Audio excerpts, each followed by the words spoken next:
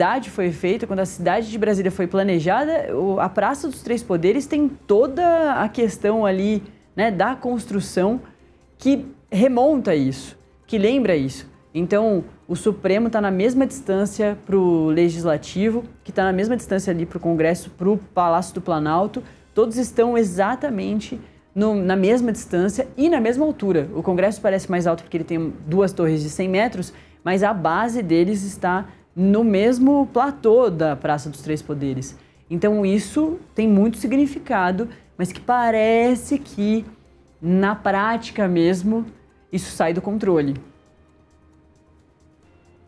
Pois é. Para além do desenho de Brasília, né, que Oscar Niemeyer projetou e particularmente eu acho muito bonito, a gente tem a Constituição.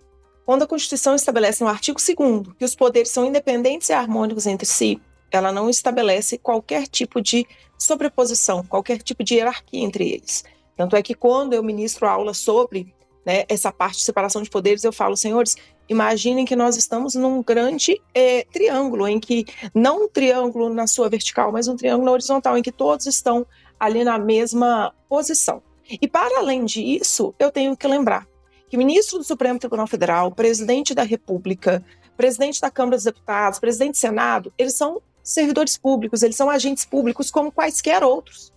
Como qualquer indivíduo que tenha um cargo de menor hierarquia na base de um município do interior aqui de Minas Gerais, eles são servidores públicos. Eles devem respeito à legalidade, eles devem respeito à impessoalidade, à moralidade.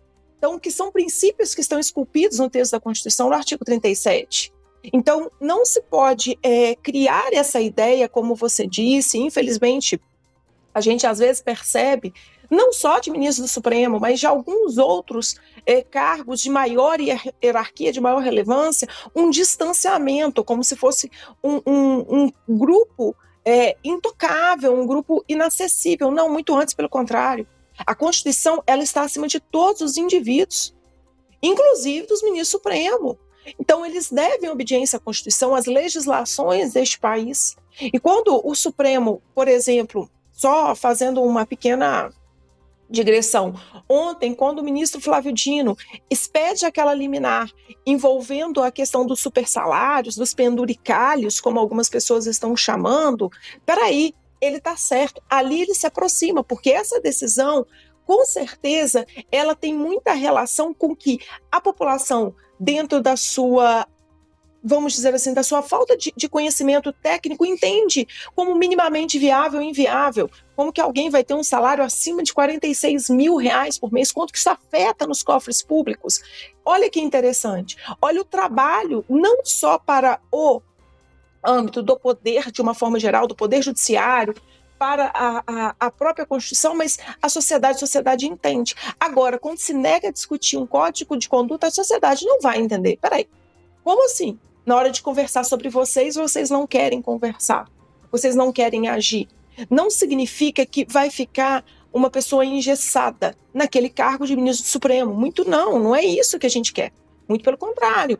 Mas que seja algo que a sociedade reconheça de pessoas que estão se empenhando no sentido de esforçar para evitar qualquer desvio, qualquer arranhado naquela imagem, qualquer ruído. Os ruídos nas instituições, eles são gravíssimos. Eles são gravíssimos porque você não consegue, muitas das vezes, limpar aquele, vamos dizer, aquele caminho que o ruído gerou.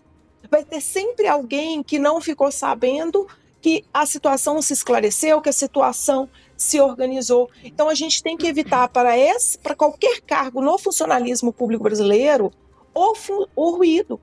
O medo da sociedade daquilo ali se é verdade ou se é mentira. Então, a transparência e a publicidade, eu não citei na hora que eu falei, é um dos princípios orientadores de qualquer conduta dentro da administração pública brasileira. Tem que envolver os ministros, tem que envolver o Supremo Tribunal Federal, tem que envolver o Legislativo. Por exemplo, quando o Supremo trabalha com a questão das emendas parlamentares, também Flávio Dino, e fala sobre a necessidade de transparência, de elaboração de plano de trabalho, se aproxima. Porque a gente está falando sobre condutas que a sociedade percebe que são inadequadas ou não são tão legais, mas que o Supremo está trazendo essa resposta social. Então, o que o Supremo deveria fazer é voltar para si e pensar: nós não estamos acima da Constituição, nós não estamos acima do povo. Né? Então, é importante, algumas pessoas devem estar pensando assim, como assim ela está falando que não está acima do povo? Dentro de uma democracia, dentro de um Estado democrático de direito como é o Brasil, o povo é a razão da sua estrutura e, claro, a conferência de poder a qualquer um.